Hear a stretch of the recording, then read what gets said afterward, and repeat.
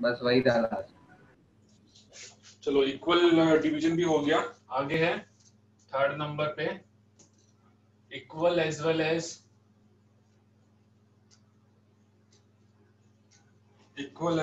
Unequal division.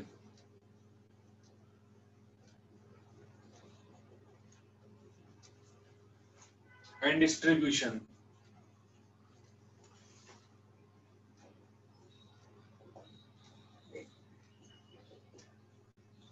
of non-identical objects.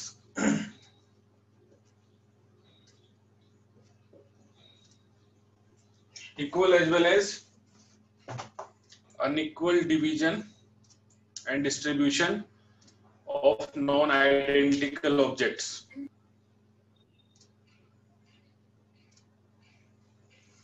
Equal as well as unequal division and distribution of non-identical objects.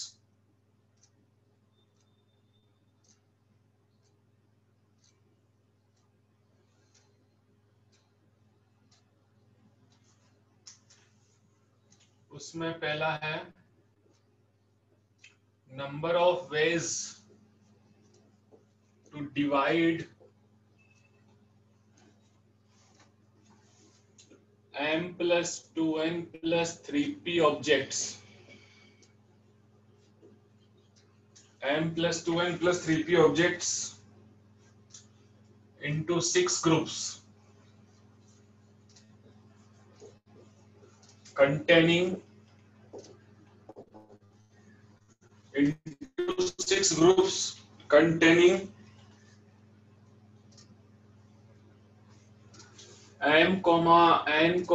n, p objects. तो देखो ये equal और unequal grouping हो गई। दो ढेरिया तो एन की लगानी है, 3 ढेरिया पी ऑब्जेक्ट्स की लगानी है और एक जो है वो m ऑब्जेक्ट्स की लगानी है। तो ये इक्वल और अनइक्वल डिवीजन हो गया, ठीक है ना। इक्वल और अनइक्वल डिवीजन हो गया। तो फॉर्मूला क्या था? Total number of objects. Total number of objects ये हो गए, टोटल नंबर ऑफ ऑब्जेक्ट्स का factorial upon m factorial. Yes sir. ठीक है, n फैक्टोरियल का स्क्वायर 2 बार लिखेंगे और p फैक्टोरियल का क्यूब 3 बार लिखेंगे। अब दो आइडेंटिकल हैं, n 2 ग्रुप आइडेंटिकल है डिवाइडेड बाय 2 फैक्टोरियल और 3 ग्रुप्स भी आइडेंटिकल है divided by 3 factorial. 3 groups identical है, 2 ग्रुप्स आइडेंटिकल है तो divided by 2 factorial into 3 factorial. और इसी का डिस्ट्रीब्यूशन करना है, डिस्ट्रीब्यूशन अमंग 6 ग्रुप्स। यदि आपको डिस्ट्रीब्यूशन भी करना है among 6 groups, distribution among 6 groups यदि करना है तो वही टोटल डिवीजन कितना हो सकता है, कितने तरीके से हो सकता है?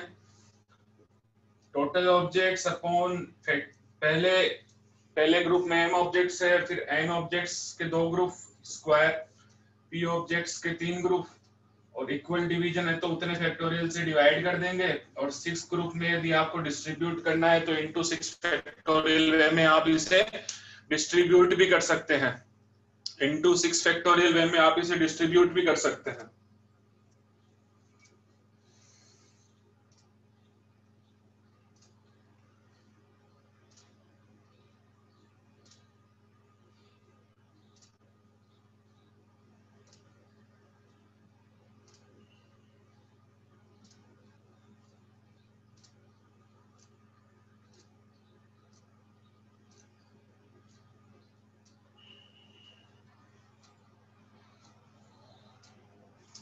तो it is the equal and unequal division and distribution. Total number of objects हैं m plus 2n plus 3p objects.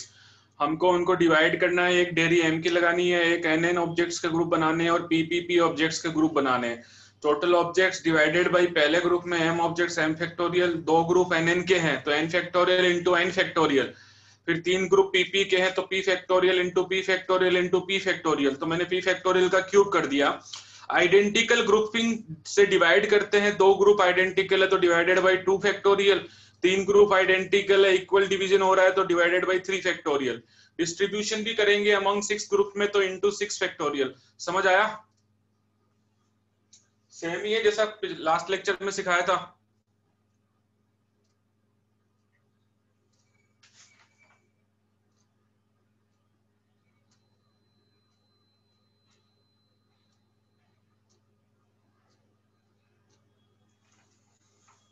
समझ में आया?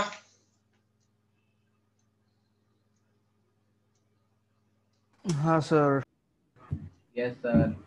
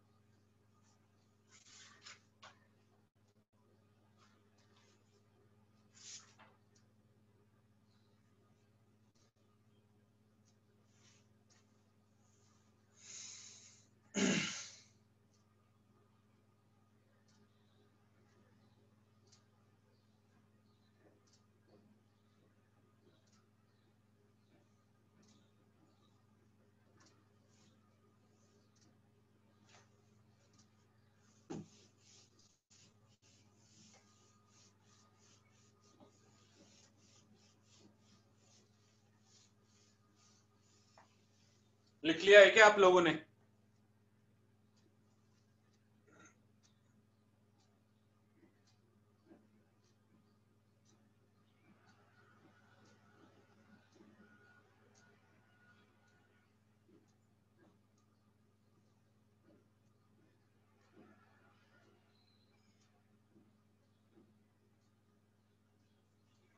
एक क्वेश्चन है,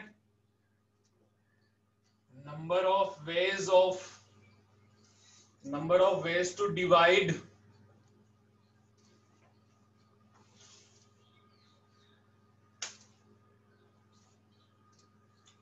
ten objects in 4 groups.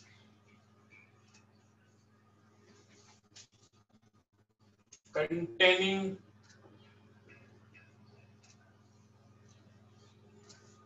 3, 2, 2 objects. इसका आंसर क्या होगा? Number of ways to divide 10 objects in 4 groups containing 3, 2, 2 objects. 4 groups हैं। 6 फैक्टोरियल से डिस्ट्रीब्यूट करने के लिए डिस्ट्रीब्यूशन अमंग 6 ग्रुप, तो 6 लोगों में डिस्ट्रीब्यूट करना है उनको। आपने 6 डेरिया लगा दी, उनको 6 लोगों में 6 फैक्टोरियल वे में आप डिस्ट्रीब्यूट कर सकते हैं, इसलिए डिस्ट्रीब्यूशन के लिए 6 फैक्टोरियल से मल्टीप्लाई किया है। समझ में आ गया?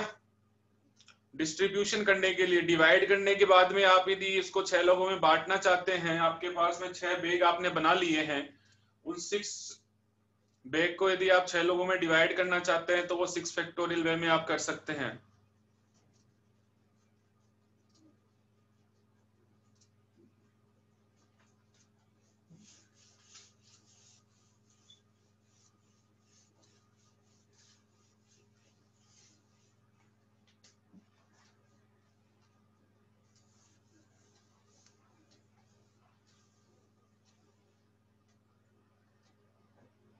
Number of ways to divide 10 objects into 4 groups, divide ही करना है।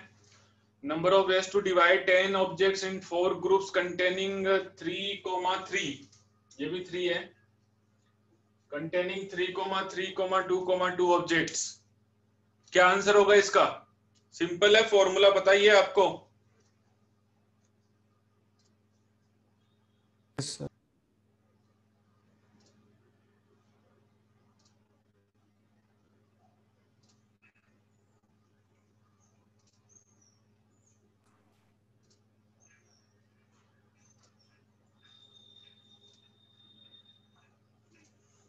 क्या आंसर है?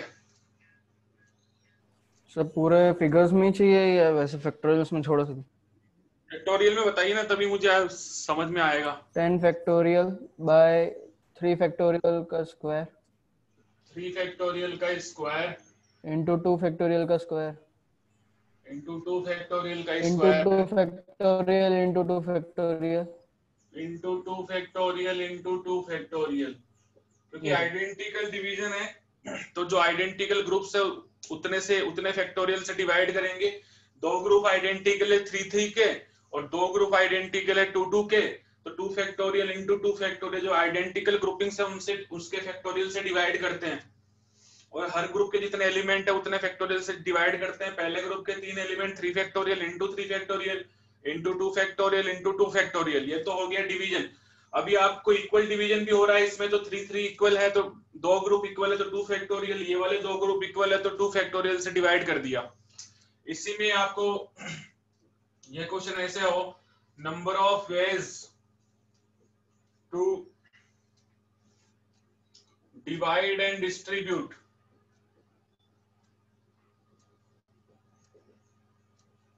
among 4 groups।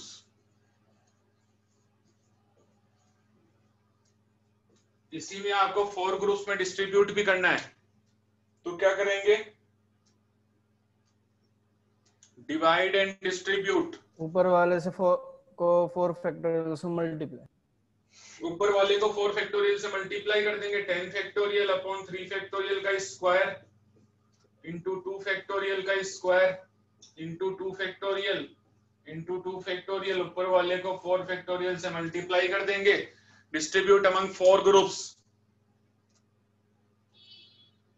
तो ये डिवाइड एंड डिस्ट्रीब्यूट हो गया।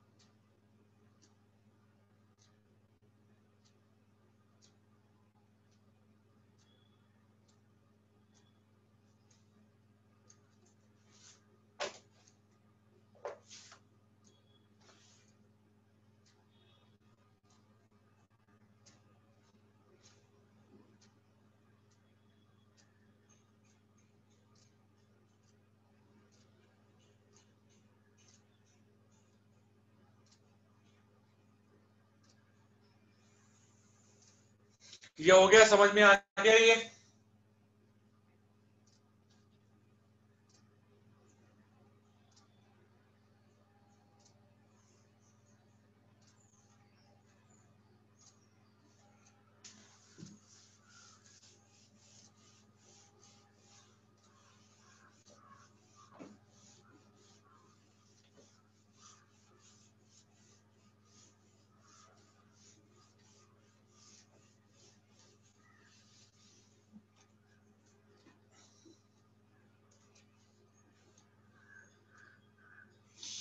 क्वेश्चन है, in how many veg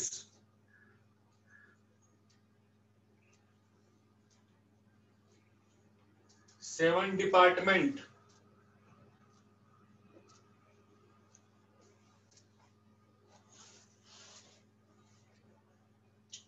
can be divided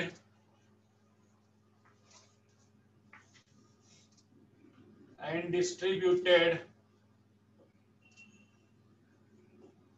among 3 ministers such that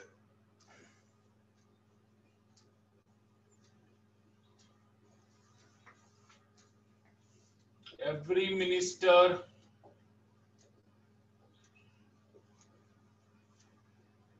gets at least one and at most 4 departments.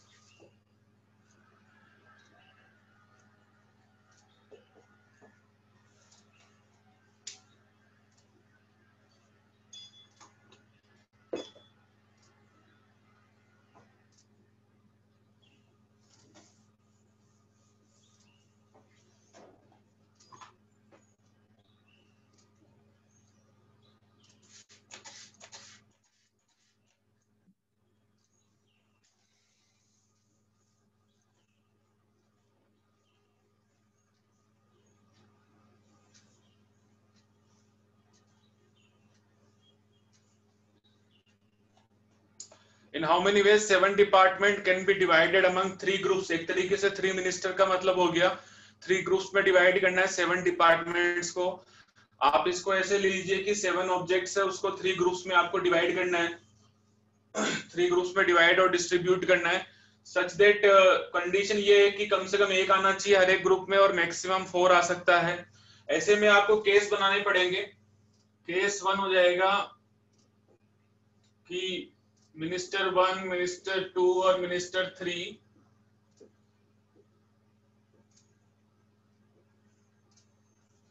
इसमें केस 1 है कम से कम एक और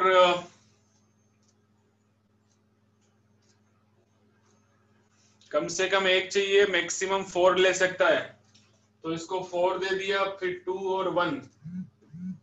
केस 2 क्या हो सकता है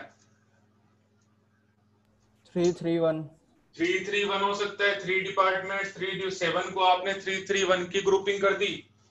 इसके अलावा केस 3 क्या हो सकता है केस 3 क्या हो सकता है 3-2-2 ठीक है। अब आपस में इनको हम डिस्ट्रीब्यूट तो कर ही देंगे तो आप ये मत सोचिए कि ये 3 इसको मिल सकता है 2 इसको मिल जाएगा वो तो हम डिस्ट्रीब्यूट कर देंगे तो वो तो मतलब ये एक तरीके से डिवीजन का ये तरीका हो गया।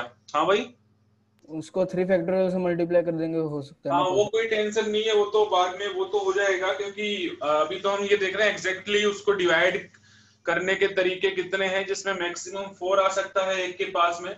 आप इस क्वेश्चन को ऐसे समझिए कि आपके पास में 7 ऑब्जेक्ट्स हैं उनको 3 ग्रुप्स में डिवाइड करना है और हर एक ग्रुप में कम से कम 1 होना चाहिए और मैक्सिमम 4 होना चाहिए। तो आप जो ढेरिया बनाएंगे उनके क्या तरीके हैं तो उनका एक तरीका तो ये है कि आप एक में 4 डाल दीजिए एक में 2 और एक में 1 या फिर 3-3-1 कर दीजिए या फिर 3-2-2 कर दीजिए। अब आप बोलोगे कि सर इसको 4 दे देंगे इसको 2 दे देंगे तो ये 4-2 ये वाली कहानी तो अपन फैक्टोरियल में कर देंगे इनको डिस्ट्रीब्यूट करना है वो वाला काम हम कर देंगे बाद में। लेकिन पहले हम ये देख रहे हैं कि कितने तरीके से हम वो ढेरियां लगा सकते हैं कितने तरीके से हम डिवाइड कर सकते हैं। डिवीजन का देख रहे हैं फिर डिस्ट्रीब्यूशन तो हम बाद में कर देंगे मल्टीप्लाई बाय 3 फैक्टोरियल करके कि इस तरीके से हम डिपार्टमेंट्स की ग्रुपिंग कर सकते हैं। अब वो जो ग्रुपिंग है वो फिर 3 मिनिस्टर्स में उसको डिस्ट्रीब्यूट करना है वो हम कर लेंगे। तो केस 1 का आंसर क्या हो जाएगा केस 1 टोटल 7 डिपार्टमेंट्स है 7 फैक्टोरियल 4 फैक्टोरियल 2 फैक्टोरियल 1 फैक्टोरियल और डिस्ट्रीब्यूट भी हम इसको 3 फैक्टोरियल वे में इसको डिस्ट्रीब्यूट कर सकते हैं। केस 2 का आंसर क्या हो जाएगा 7 फैक्टोरियल 3 फैक्टोरियल स्क्वायर है तो फिर 2 फैक्टोरियल से डिवाइड करेंगे yes, और इसको 3 फैक्टोरियल में डिस्ट्रीब्यूट कर सकते हैं। केस 3 का आंसर क्या हो जाएगा 7 factorial divided by 3 factorial into 2 factorial into 2 factorial. दो ग्रुप का डिवीजन इक्वल डिवीजन हो रहा है 2 ग्रुप में तो मल्टीप्लाइड बाय अगेन 2 फैक्टोरियल और इसको 3 फैक्टोरियल वे में हम डिस्ट्रीब्यूट भी कर सकते हैं।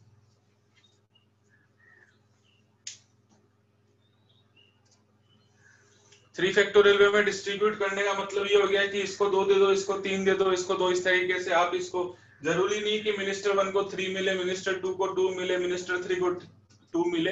ये जो डिवीजन है इसको हम तीनों में बांट भी सकते हैं 3 फैक्टोरियल वे में, बट डिवीजन के तरीके यही है, और कोई तरीका नहीं है डिवीजन का। इसका टोटल आंसर निकाल के बताइए मुझे कितना आ रहा है।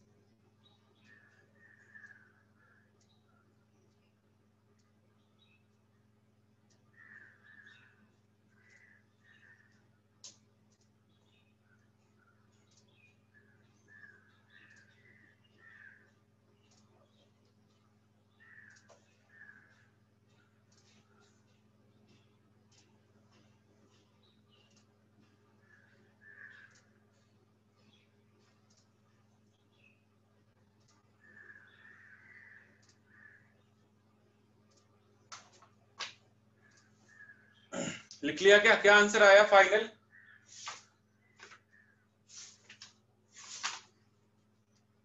वन 1680। समझ में आ गया ये वाला क्वेश्चन? Yes sir.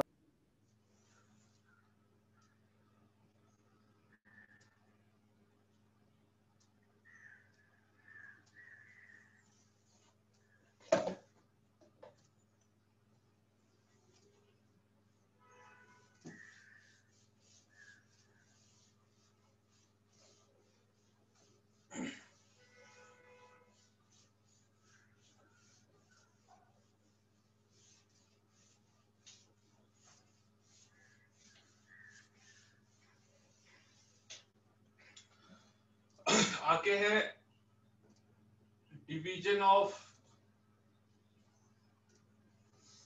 ये टीपीसी कौन सा है? नंबर क्या है टीपीसी का? टीपीसी कौन सा है ये? 15। 15। टीपीसी 15 है। Division of identical objects.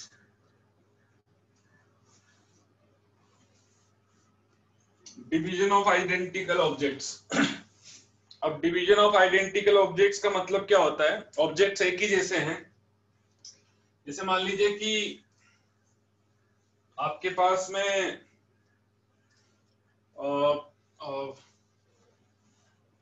x1, x2, x3 3 बच्चे हैं और 5 चॉकलेट आपको डिवाइड करना है। 5 चॉकलेट एक ही जैसी है, तो आप कैसे डिवाइड करेंगे? 3 बच्चों में 5 चॉकलेट डिवाइड करनी है, कैसे करेंगे डिवाइड? मैन्युअली बताइए, क्योंकि आइडेंटिकल ऑब्जेक्ट्स का डिवीजन है ना। ऐसा तो है नहीं कि ये वाली चॉकलेट इसके पास जाएगी, ये वाली इसके पास जाएगी तो नया डिवीजन हो गया। चॉकलेट्स एक ही जैसी हैं। आपके पास में 5 चॉकलेट्स हैं, 5 chocolates is to be divided among 3 boys so that each can get at least one. Each can get at least one. 5 chocolates is to be divided among 3 boys so that each can get at least one. तो इसका division कैसे होगा manually बताइए। आप बता ही सकते हैं ना इसमें क्या है, कितने तरीके से डिवीजन होगा, ये कितने तरीके से डिवीजन होगा। तो ये 5 चॉकलेट 3 बच्चों में बांटनी है, आइडेंटिकली होंगी चॉकलेट्स, तो कैसे बांटोगे?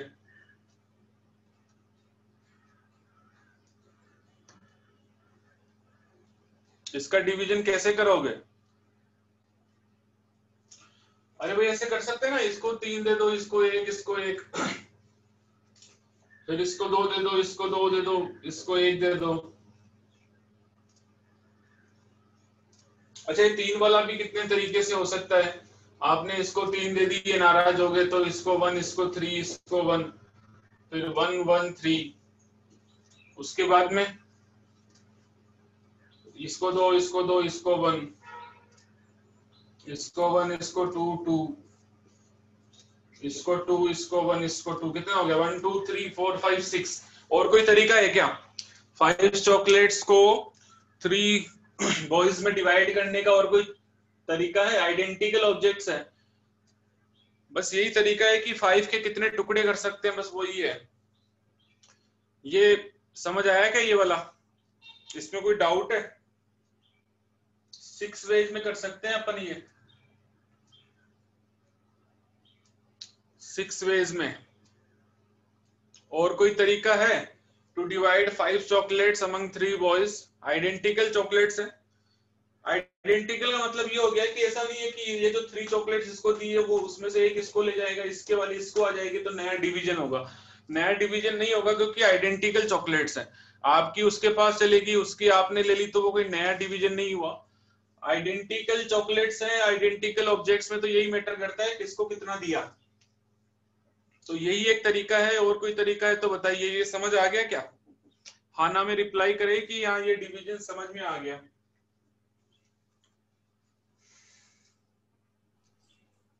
हाँ सर आ गया। यस सर आ गया। यस सर आ गया। आ गया ये समझ में। अच्छा इसको हम देखिए, अब ये तो फॉर्मूला तो आना ही चाहिए, ये तो हम ऐसे थोड़ी ना मैन्युअली करेंगे बार बार। ये तो चलो मान लीजिए कि नंबर ऑफ ऑब्जेक्ट्स 5 थे तो हमने बांट दिया, ज्यादा ऑब्जेक्ट्स होंगे तो इसका फॉर्मूला है n-1 CR-1। n is the number of objects, तो नंबर ऑफ ऑब्जेक्ट्स है 5, और r is the number of groups जिसमें आपको डिवाइड करना है। तो 3 ग्रुप्स में डिवाइड करना है तो 3-1, तो आंसर आ गया 4C2। 4C2 कितना होता है 4 factorial upon 2 factorial into 2 factorial, तो 24 इंटू 2 इंटू 2 कितना 6 ही आ रहा है।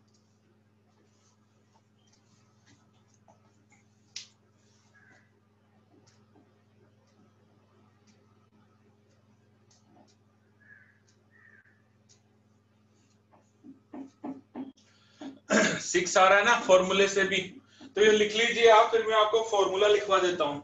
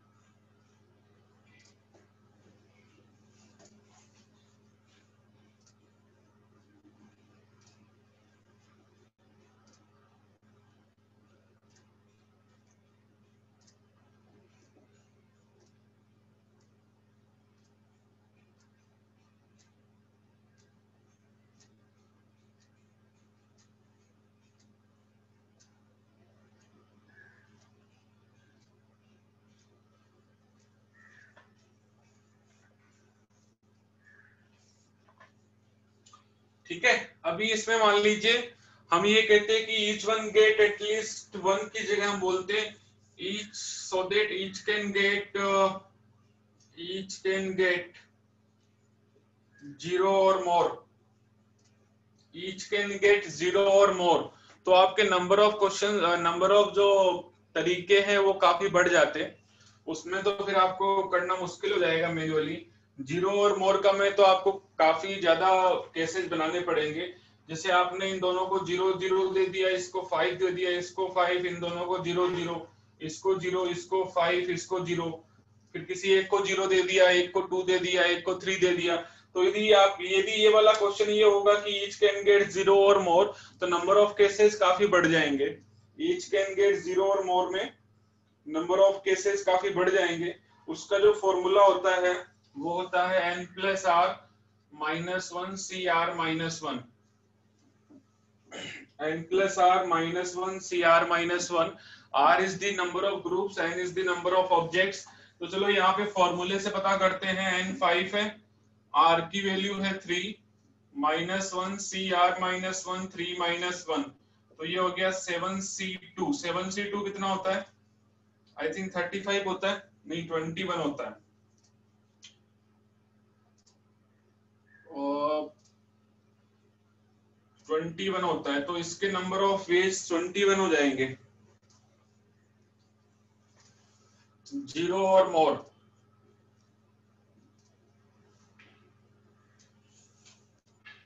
वन और मोर,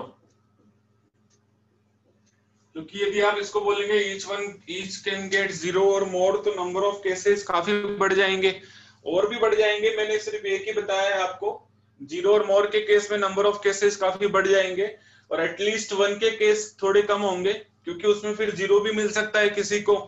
तो उसका आंसर इस फॉर्मूले से निकालते हैं, और 1 और मोर का आंसर ये है, तो 0 और मोर के आंसर ज्यादा होंगे। वो 21 आ रहा है, 7c2 21 ही होता है ना, एक बार चेक कर लो।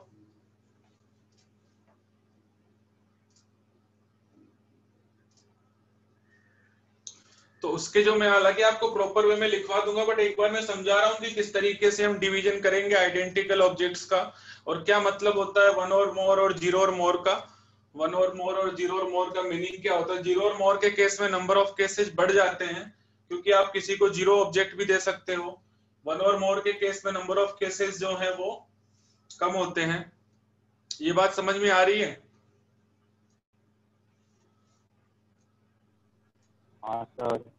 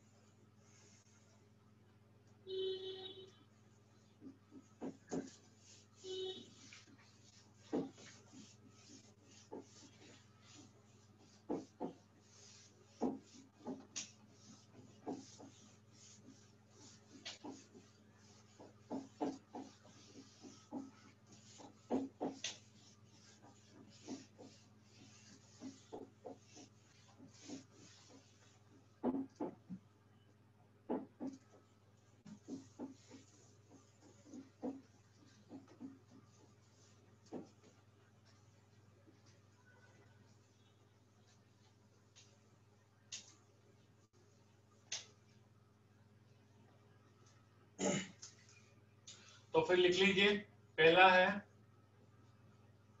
नॉन नेगेटिव इंटीग्रल सॉल्यूशंस, इनको इंटीग्रल सॉल्यूशंस भी बोलते हैं। Non negative integral solutions, non negative का मतलब जीरो भी हो सकता है। नॉन नेगेटिव इंटीग्रल सॉल्यूशंस, तो कहानी है number of ways to divide, number of ways to divide an identical objects,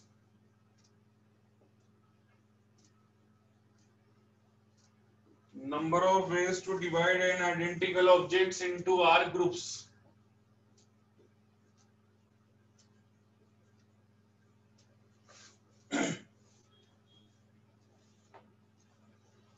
such that each can get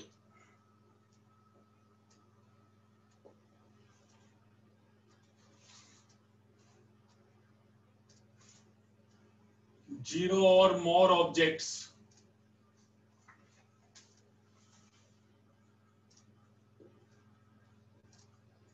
will be n plus r minus 1 cr minus 1 ways. इतने ways में आप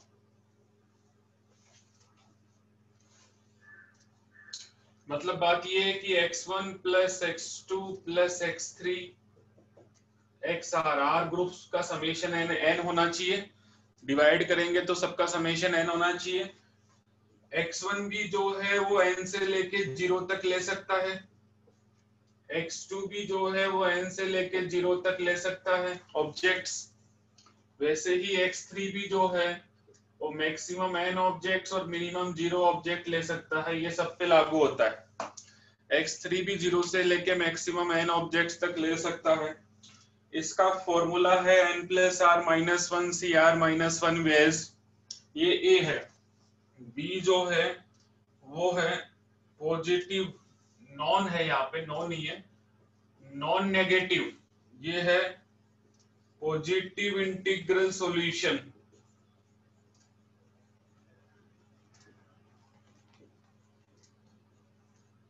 positive integral solutions, उसमें हम लिखेंगे number of ways to divide N identical objects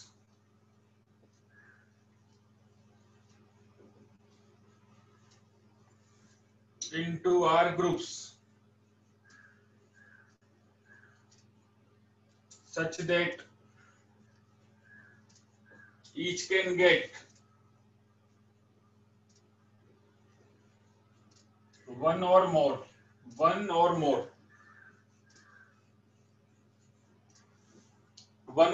will be n minus 1 CR minus 1 ways।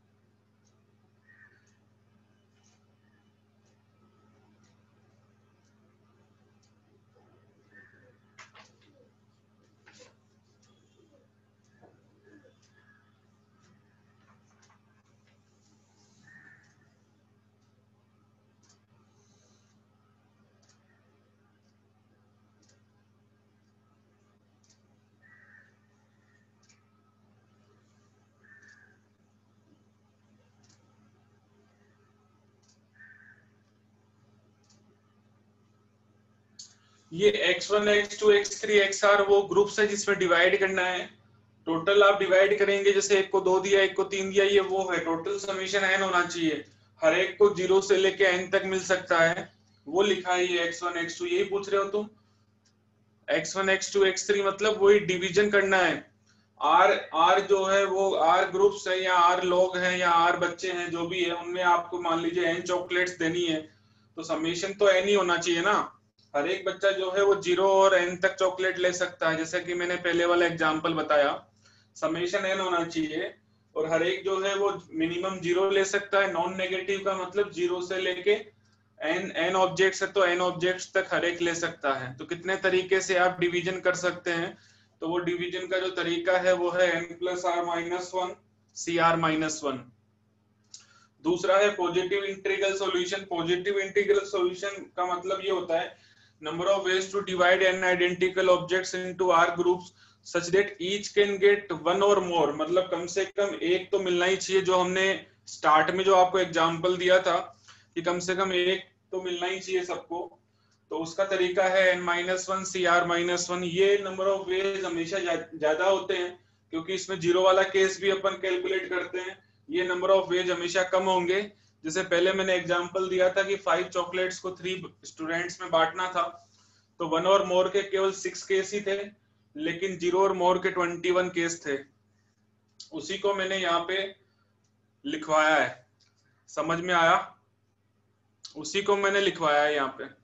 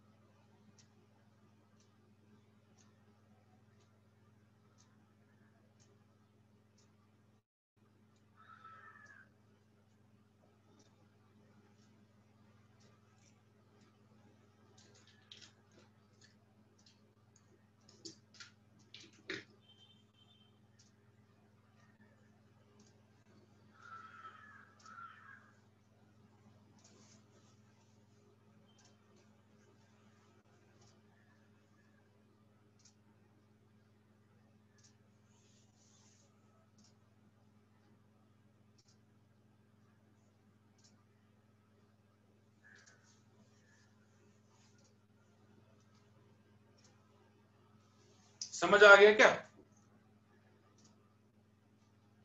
हाँ sir.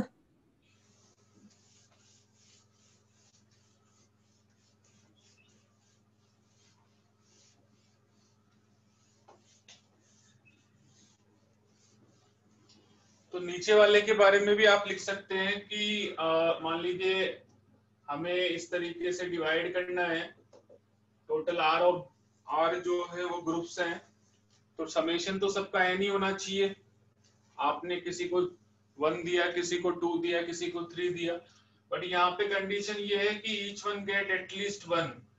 x2 भी जो है वो less than n greater than 1 होना चाहिए, और xr जो है वो सब लेस देन 1 और कम से कम एक तो मिलना ही चाहिए, कम से कम एक तो मिलना ही चाहिए। तो ये यहाँ पे ये कंडीशन लग रही है, और इसके पहले वाले में 0 और मोर वाली कंडीशन थी, यहाँ 1 और मोर वाली कंडीशन है। दोनों के अलग अलग फॉर्मूले हैं।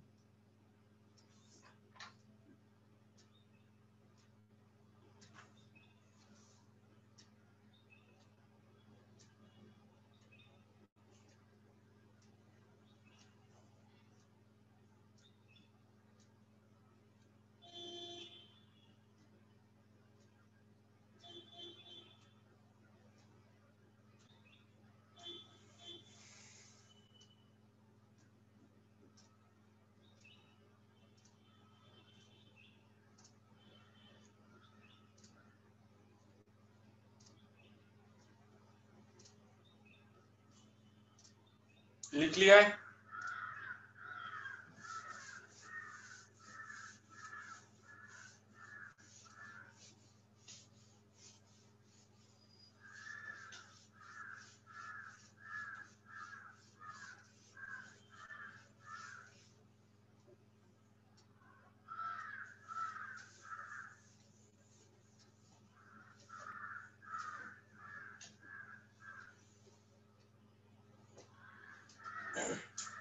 क्वेश्चन है हाउ मेनी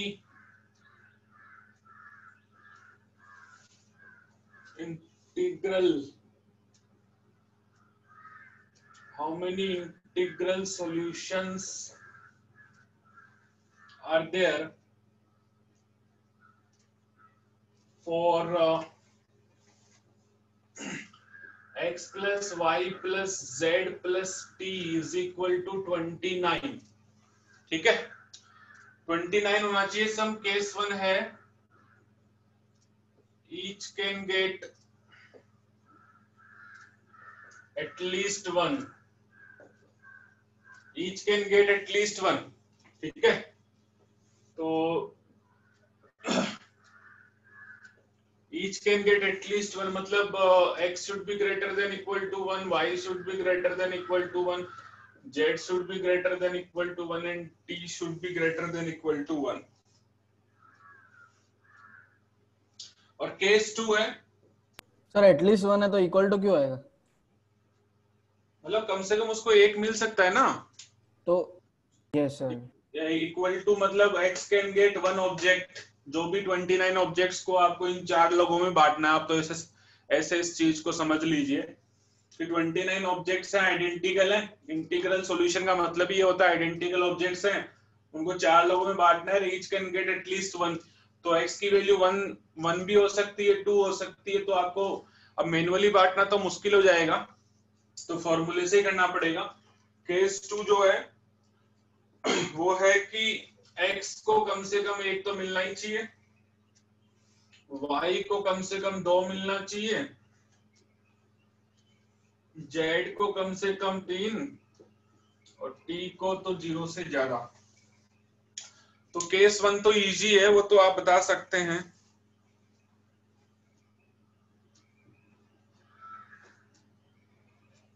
क्या होगा केस 1 का आंसर?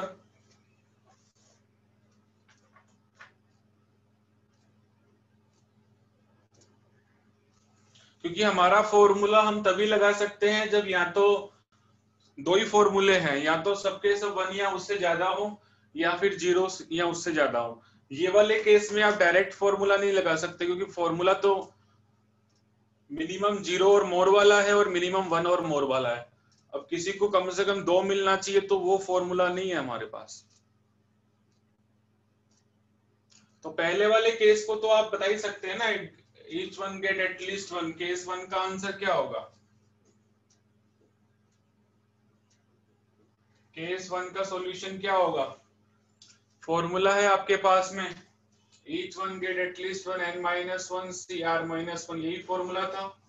डिवाइड करनी है 29 चॉकलेट्स को 4 बच्चों में, कम से कम एक तो मिलनी चाहिए सबको। तो उसका आंसर 29 ऑब्जेक्ट्स हैं और 4 बच्चे हैं, तो 28C3 वेज, 28C3 वेज में डिवाइड कर सकते हैं। ये समझ आया? 28C3 में डिवाइड कर सकते हैं।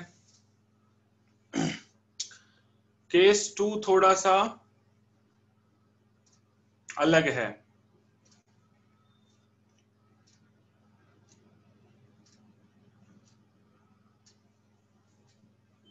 ये समझ में आया क्या? केस 1 तो आसान ही है, एक बार आप बताइए कि समझ आया है कि नहीं आया।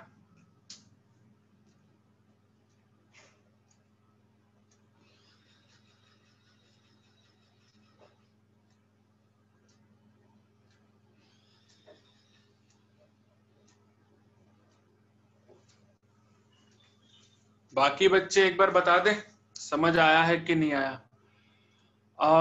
इसमें केस 1 में तो ये था each one get at least one। at least one का मतलब वो जो सबसे पहले नहीं बताया था कि 5 चॉकलेट्स को आपको 3 बच्चों में बांटना है, तो उसका फॉर्मूला था n-1 cr-1। Number of objects 29 है और कितने लोगों में बांटना है? 4। तो r की वैल्यू 4 हो गई। अभी जस्ट फॉर्मूला भी लिखवाया था, each one get at least one वाला formula, each one get at least one, तो वो वाला फॉर्मूला ये वाला था। तो आपके पास में 29 ऑब्जेक्ट्स हैं, आइडेंटिकल ऑब्जेक्ट्स हैं ये। तो आप जितने तरीके से 29 को समेशन 29 आप कर सकते हैं x y z और t में, जैसे इसको 10 दिया, इसको 12 दिया, इसको 2 दिया, इसको 3 दिया, इस तरीके से। जैसे 5 का नहीं अपन ने किया था, एक अपन ने किया था 1 3 1, एक किया था 2 2 1, उसी को फिर 1 2 1 इस तरीके से। तो वो उसका फॉर्मूला था each one get at least one का फॉर्मूला था n minus r n minus 1 c r minus 1। तो n is number of objects 29 और 4 लोगों में बांटना है, तो 29 minus 1 c 4 minus 1। और जीरो और मोर का फॉर्मूला अलग लिखवाया था, जिसमें किसी को जीरो भी मिल सकता है, वो वाला फॉर्मूला अलग लिखवाया था। ये समझ आया? यहाँ तो वन और मोर वाला केस हो गया ना, ये तो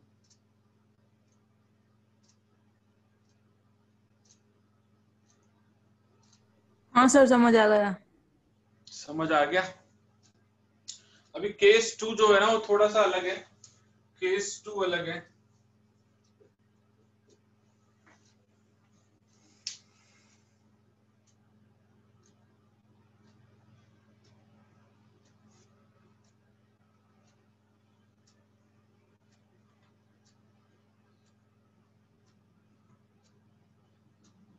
केस 2 में ये केस 2 में फॉर्मूला हम डायरेक्ट नहीं अप्लाई कर सकते, क्योंकि हमारा फॉर्मूला तो तभी अप्लाई होगा जो दो ही केस है, ईच वन गेट एटलीस्ट 1 और ईच वन गेट एटलीस्ट 0। बस ये दो ही कंडीशन में है। आप बोलोगे कि y को कम से कम 2 मिलना चाहिए, तो वो फॉर्मूले को थोड़ी पता है, फॉर्मूला तो दो ही केस में लगा सकते हो आप। तो अब हर एक को आप ये कंडीशन डालोगे कि z को जो है वो कम से कम 3 मिलना चाहिए, वो कंडीशनल वाला फॉर्मूला नहीं है हमारे पास। हमारे पास फॉर्मूला तो ये है ईच वन गेट एटलीस्ट 1 वाला फॉर्मूला, और एक है ईच वन गेट एटलीस्ट 0 वाला फॉर्मूला। ऐसे कंडीशनल नहीं है कि आप बोलोगे इस बच्चे को तो कम से कम 3 तो मिलना ही चाहिए, इस बच्चे को कम से कम 2 मिलना चाहिए, वो वाला फॉर्मूला हमारे पास में नहीं है। समझ में आई बात? तो इसमें हम ये बोल सकते हैं कि x इज ग्रेटर देन 1 है ना, तो x माइनस 1 को आप u ले लीजिए, और y इज ग्रेटर देन 2 है तो v ले लीजिए y माइनस 2 को, और z इज ग्रेटर देन 3 है तो w ले लीजिए z माइनस 3 को, और t तो वैसे भी ग्रेटर देन 0 ही है तो उसका प्रॉब्लम नहीं है। ठीक है, अब x को हम लिख सकते हैं u प्लस 1, अभी y को लिख सकते हैं v प्लस 2, और z को लिख सकते हैं w प्लस 3। तो हमारा जो केस था वो ये था कि x plus y plus z plus t 29 है। ठीक है, अब आपका यदि u 0 और मोर हुआ तो भी x को कम से कम 1 तो मिल ही जाएगा। आपका v जो है वो 0 और मोर हुआ तो भी y को कम से कम 2 तो मिल ही जाएगा। आपका w जो है वो 0 और मोर हुआ तो भी z को तो कम से कम 3 मिल ही गया। w की वैल्यू 0 भी हो गई तो z तो कम से कम 3 हो ही गया। तो x की जगह हम लिखेंगे u प्लस 1, y की जगह लिखेंगे v प्लस 2, z की जगह लिखेंगे w प्लस 3, और t तो वैसे भी 0 और मोर ही है, उसका दिक्कत नहीं है। तो u प्लस v प्लस w प्लस t इज इक्वल टू कितना है? 3 2 5 23। 23। अब ये सब 0 और मोर हो सकते हैं। अब ये सब 0 और मोर हुए वो केसेज आप ले लो, u v w t 0 और मोर हो सकते हैं। u v w t 0 और मोर हुए तो भी x को तो कम से कम 1 मिलेगा ही, y को कम से कम 2 मिलेंगे ही, z को कम से कम 3 मिलेंगे ही मिलेंगे। तो यहाँ पे आप 0 और मोर वाला फॉर्मूला अप्लाई कर सकते हैं। कितने केसेज होंगे? वो 0 और मोर वाला है n plus r minus 1 C R minus 1, यही फॉर्मूला है। तो n नंबर ऑफ ऑब्जेक्ट्स आप 23 हो गए, 4 लोगों में बांटना है, 4 माइनस 1 26 C3। कितना होता है 26 C3? 2600। 26 C3 है, दैट इज 2600 वेज में आप जो है ये काम कर सकते हैं। तो हमारा फॉर्मूला तो 0 और 1 और मोर में ही लगेगा, इंडिविजुअली कंडीशनल नहीं हम कर सकते। तो मैंने क्या किया, मैंने ये किया कि x को u प्लस 1 लिख दिया, y को v प्लस 2 लिख दिया, और z को w प्लस 3 लिख दिया, और t तो वैसे भी ग्रेटर देन 0 है, उसका कोई टेंशन नहीं था। तो x y z की जगह ये लिख दिया। फिर जो कॉन्स्टेंट्स थे वो उधर जाके माइनस हो गए।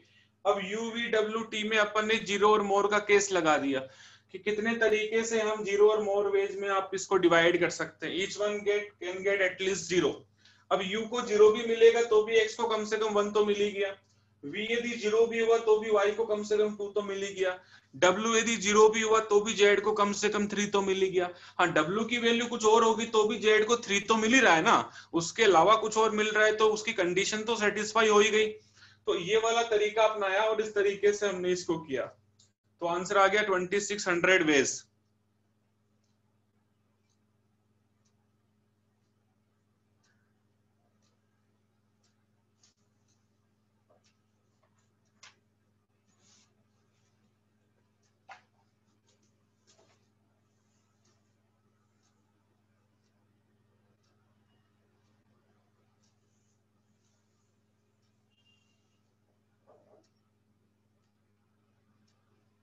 हाँ भाई बंसारी, ये समझ आया क्या? केस 2। हाँ सर आ गया। देव, हेतवी, कृष्णा दलवानी, आर्ची, सर आ गया। Yes sir. फैना, प्रीत, रूही, हाँ सर आ गया। वीरा, हाँ हर्षिल, सर आ हर्षिल भाई। गया सर। ओके, तो यदि ये आ गया तो ऐसा ही एक क्वेश्चन लिखवाऊंगा, फिर उसका आंसर राइट आना चाहिए तो पता चलेगा आया है कि नहीं आया। लिख लीजिए इसको।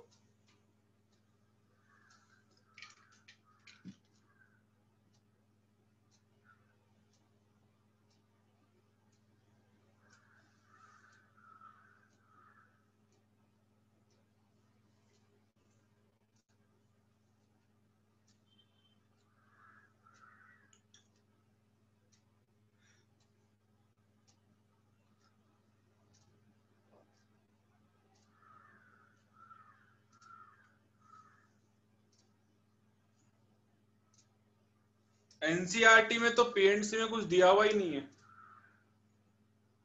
फर्जी है।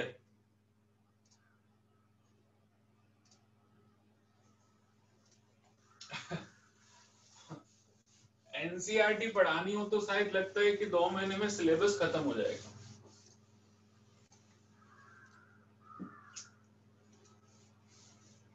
एक क्वेश्चन है, number of veg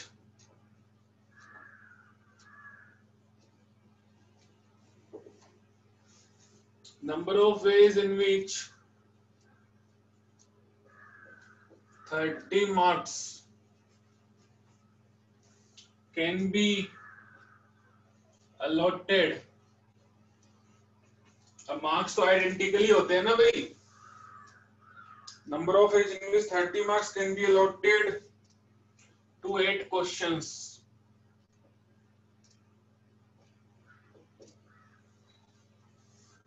If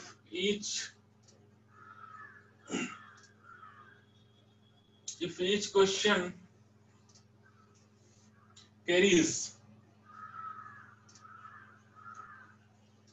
at least 2 marks।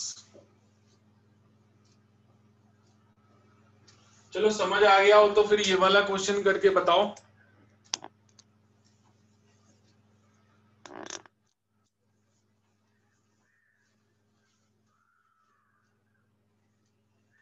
In how many ways 30 marks can be allotted to 8 questions। कुल मिला के 30 मार्क्स का डिवीजन करना है 8 क्वेश्चंस में। एक को 2 नंबर दे दिए, एक क्वेश्चन को 3 मार्क्स का कर दिया। एक तरीके से इंटीग्रल सॉल्यूशन ही हुआ ना ये भी। 30 मार्क्स को 8 क्वेश्चंस में डिवाइड करना है। आइडेंटिकल डिवीजन ही होगा क्योंकि मार्क्स थोड़ी ना अलग अलग होते हैं। तो आइडेंटिकल डिवीजन मतलब आपको एक तरीके से इंटीग्रल सॉल्यूशन ही देना है। एक क्वेश्चन 2 नंबर का, एक 4 नंबर का, एक 5 नंबर का, सबका एडिशन जो है वो 30 होना चाहिए। सबका एडिशन मतलब 8 क्वेश्चंस है, x1, x2, x3, x4, x5, x6, x7, x8। Total summation जो मार्क्स का है वो 30 होना चाहिए।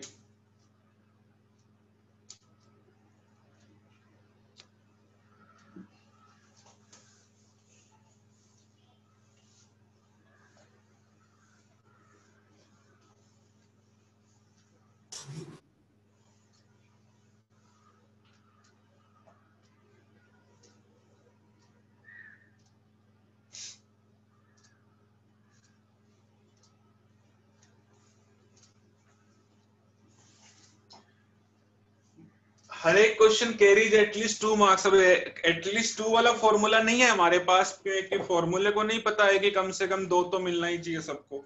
फॉर्मूले केवल 2 ही हैं, एटलीस्ट 1 ईच कैन गेट और एटलीस्ट 0 ईच कैन गेट, बस ये 2 ही फॉर्मूले हैं।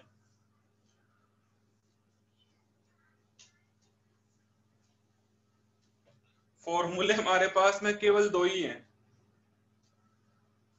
तो यहाँ पे बोला है कि कम से कम 2 नंबर तो मिलना ही चाहिए हर एक क्वेश्चन को। इसका आप सोल्व कीजिए।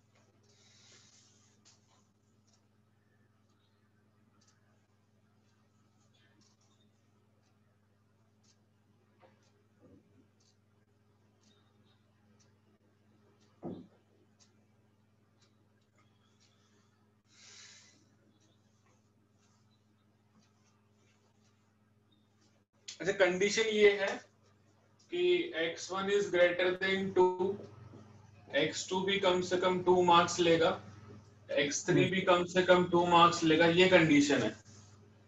तो बताइए क्या आंसर होगा।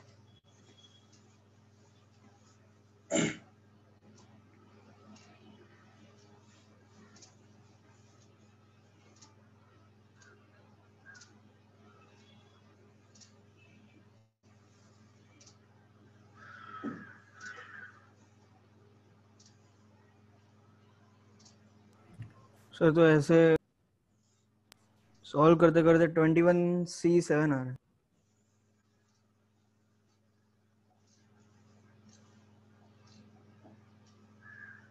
21 C7 21C7 is the correct answer। Yes sir आ गया।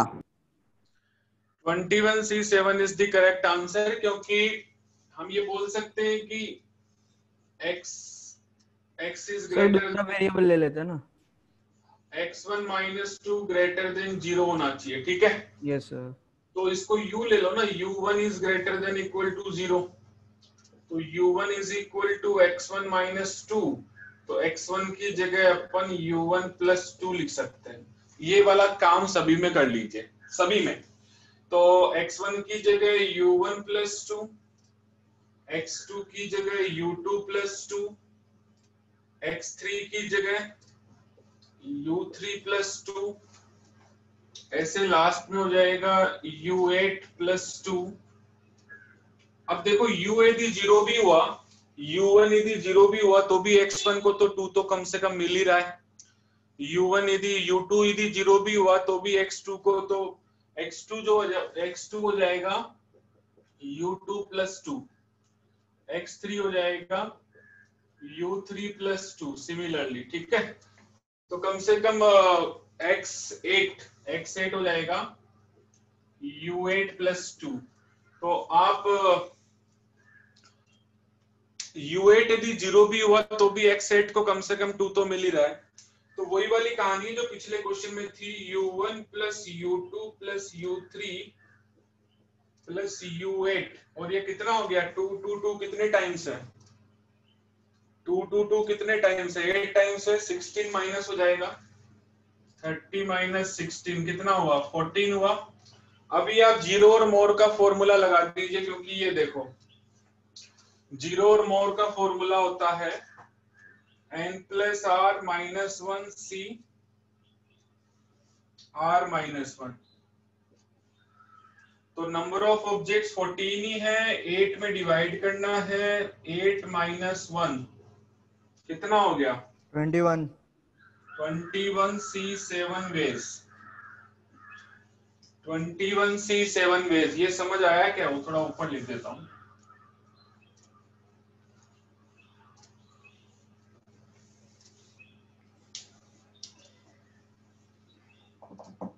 पिछला क्वेश्चन समझ आया तो ये वाला भी आ गया होगा।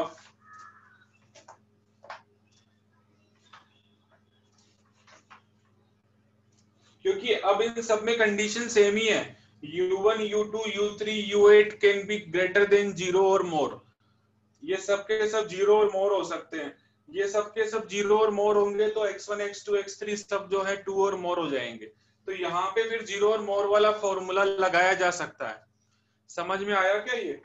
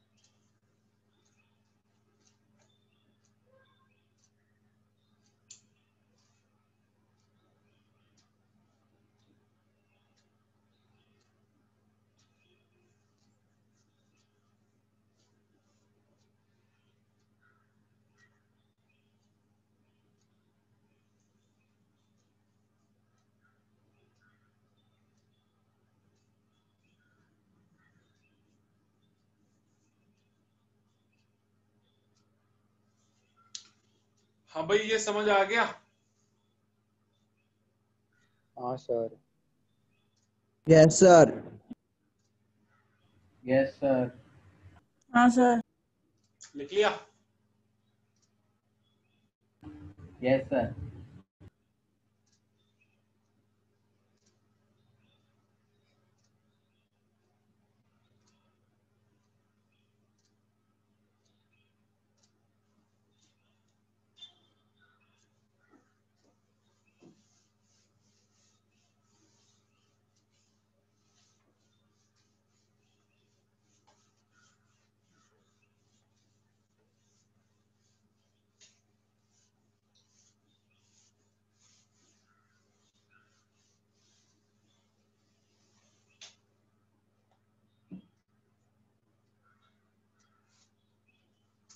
लास्ट टीपीसी है टीपीसी 16,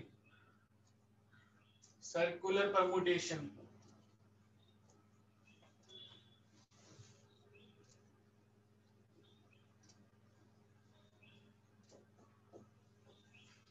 हेडिंग लगा लीजिए सर्कुलर परम्यूटेशन। अभी तक आप जो कर रहे थे वो लीनियर परम्यूटेशंस है, अभी है सर्कुलर परम्यूटेशंस। लास्ट टीपीसी है ये।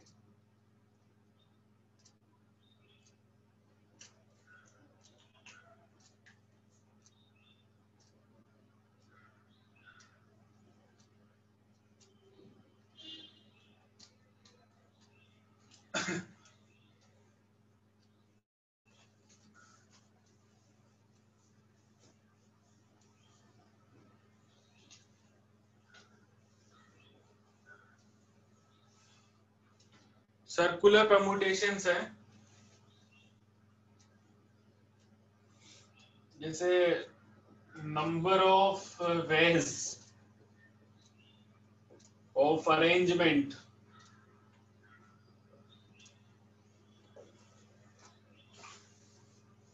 of 3 different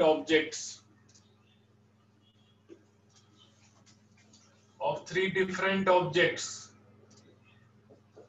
in circular fashion.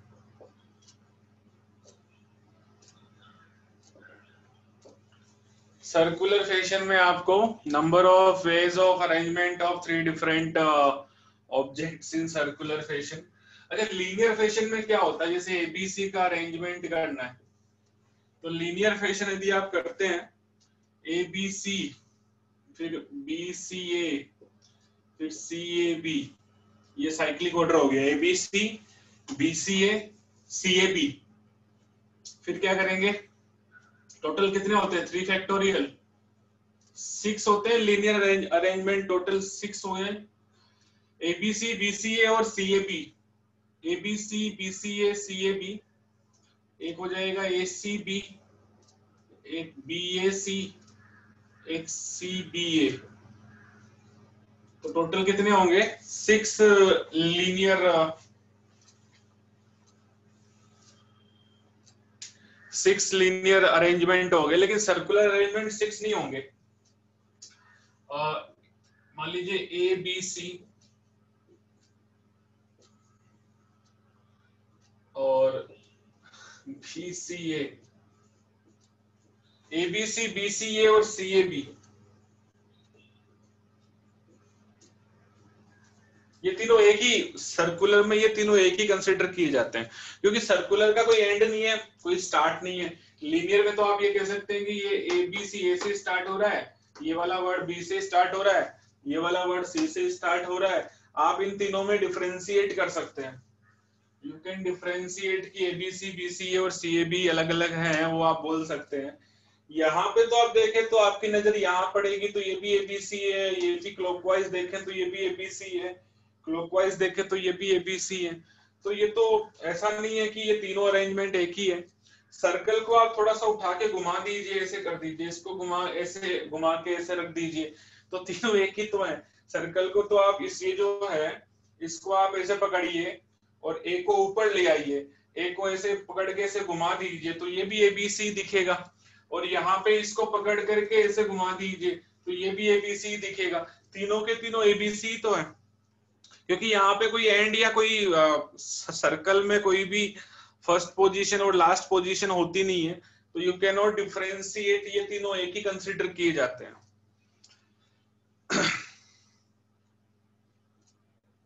तो यहाँ पे फिर सर्कुलर परम्यूटेशंस जो हैं, जो साइक्लिक ऑर्डर होता है वो सेम ही होता है। जैसे कि यहाँ पे भी एक साइक्लिक ऑर्डर हो रहा है, ACB, फिर CBA, फिर BAC, ये तीनों का एक ही ऑर्डर है, तो ये कंसिडर होगा, ये पूरा का पूरा एक कंसिडर होगा। मतलब सर्कुलर परम्यूटेशन केवल दो ही कंसिडर होंगे। How many ways you can permute in circular fashion ABC, तो number of ways will be 2। दो ही तरीके से आप इसको सर्कुलर फैशन में परम्यूट कर सकते हैं। जैसे ये तीनों तो एक ही कंसिडर होंगे, ये वाले तीनों बना के दिखा देता हूं मैं। जैसे ACB और एक है BAC और एक है, आपको दिख रहा होगा, एक और है, यहां बना देता हूं, CBA। ये तीनों भी जो है एक ही कंसिडर होता है। थोड़ा सा नीचा कर देते हैं, CBA। हाँ, इसमें और इसमें फर्क है, एक ये सिंगल ही कंसिडर होगा, ये एक अरेंजमेंट है और ये वाला एक अरेंजमेंट है। तो टोटल नंबर ऑफ अरेंजमेंट जो होते हैं वो टोटल नंबर ऑफ अरेंजमेंट 2 ही होंगे। ये भी एक ही है, आप ACB यहां से पढ़िए, ACB यहां से पढ़िए, ACB क्लॉकवाइज में यदि आप देखेंगे तो सबके सब ACB है।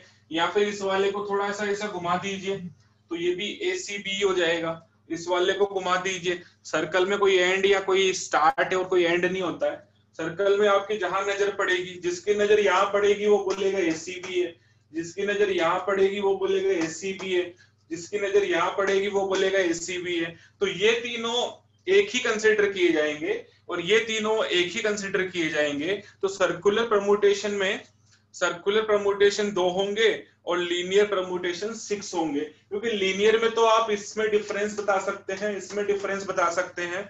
तो total number of linear permutation will be 6 3 factorial और total number of circular permutation will be 2।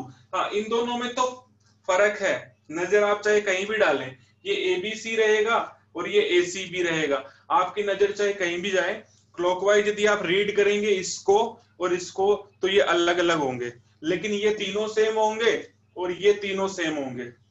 ये वाली बात समझ में आई क्या? सर्कुलर परम्यूटेशन में ABC को अरेंज करने का 2 ही तरीका है।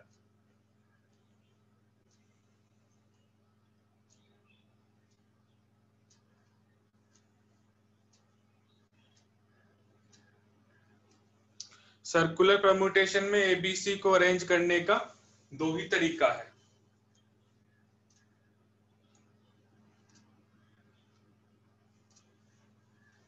ये जो 3 की जो ग्रुपिंग्स हो रही है ये सिंगली कंसिडर की जाएंगी। ये 3 की grouping clockwise A B C, B C A, आप यहाँ से बी सी ए क्लॉकवाइज देखिए, फिर सी ए बी ऐसे घुमाइए, ए बी सी, फिर बी पे आइए, बी सी ए, फिर घुमाइए सी ए बी, ये तीनों एक ही कंसिडर होंगे। इसको घुमाइए ए सी बी, सी बी ये नीचे लिखा हुआ है, और बी ए, तो ये घूम रहा है, ये घूम रहा है, तो ये एक ही कंसिडर होगा, ये एक ही कंसिडर होगा। तो total number of circular permutations will be 2 हो जाएंगे। सर्कुलर परम्यूटेशंस केवल 2 ही होंगे। समझ आ गया कि एक बार सबके सब बताएं तो फिर हम आगे बढ़े। आप यदि बताएं कि हाँ सर आ गया तो फिर हम आगे बढ़ें कि सर्कुलर परम्यूटेशंस में 2 ही होते हैं। हाँ Sir, सर, आ can you गया। repeat? सर्कुलर हाँ, परम्यूटेशंस सर, आ 2 ही गया। होते हैं।